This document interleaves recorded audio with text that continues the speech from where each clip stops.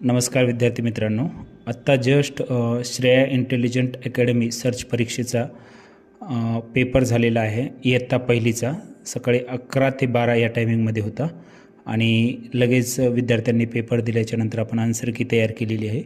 तर तुम्ही पाहू शकता इथे प्रश्न कसे आलेले आहेत. इयत्ता पहिलीचे मराठी माध्यमचा आहे. 100 गुणांचा पेपर होता. 50 प्रश्न होते आणि या प्रकारे आहे. पहिलं नदी खालीलपैकी समानार्थी शब्दांची चुकीची जोडी शोधा. तर वास आणि परिमल ही चुकीची जोडी आहे. सिंह या शब्दाचा समानार्थी शब्द केसरी. खालीलपैकी विरुद्धार्थी शब्दांची चुकीची जोडी शोधा. समोर पुढे हे विरुद्धार्थी आहेत, चुकीची जोडी आहे. समोर म्हणजेच पुढे हे समानार्थी शब्द आहेत.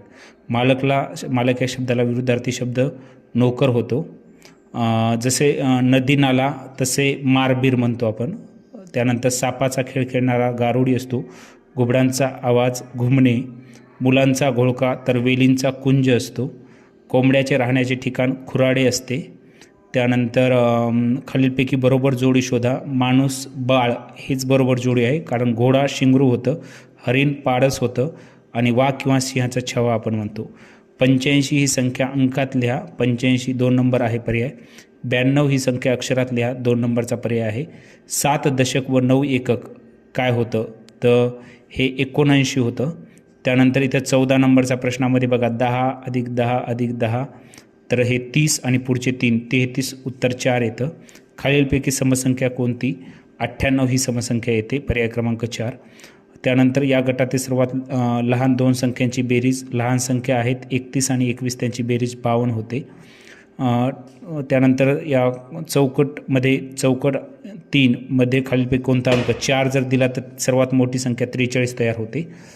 त्यानंतर पुढचा विद्यार्थ्यांना पाहू शकता पुढचा प्रश्न. या गटात विषम संख्या किती आहेत, तर याच्यामध्ये विषम संख्या बघा 21 एक आहे, 35 एक आहे आणि 39 एक आहे, अशा 3 आहेत.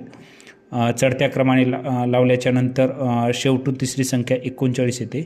त्यानंतर उतरत्या क्रमाने लावल्यानंतर सुरुवातीपासून दुसरी संख्या 49 येते. त्रिकोण अधिक त्रिकोण बरोबर 12, तर त्रिकोणाच्या जागी 6 ठेवल्यास 6 अधिक 6 12 होतात, पर्याय क्रमांक 2. चौकट वजा 32 बरोबर 45, तर 77मधून 32 वजा केलं तर 45 उत्तर येतं. रवीने 81 धावा केल्या व सुजितने 12 धावा केल्या. दोघांच्या मिळून किती होतात? 81 12 93. चौरसाचे किती कोण काटकोन असतात, तर चौरसाचे 4 कोण काटकोन असतात. 25 नंबरचा आहे पाईपसारखा भाग कोणता असतो, तो दंडगोल हा पाईपसारखा असतो.